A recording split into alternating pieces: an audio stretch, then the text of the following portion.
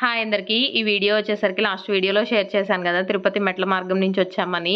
మా husband car వెతికి తీసుకొచ్చే లోపు రితిక ఫ్రూట్ సలాడ్ తినింది. మేమిద్దరం మాత్రం చాలా స్టైల్ గా మేము టిఫిన్ చేస్తాము, స్నానం చేసని చెప్పాము. ఈసారి పుష్కరిణిలో స్నానం చేస్తామని లగేజ్ కూడా తీసుకొచ్చేసాము. అండ్ మా హస్బెండ్ గుండు చేయించుకుని అలాగే పుష్కరిణిలో స్నానం చేయడానికి వెళ్ళారు. తనను చూసి పిల్లలిద్దరు కూడా అందులోనే స్నానం చేశారు.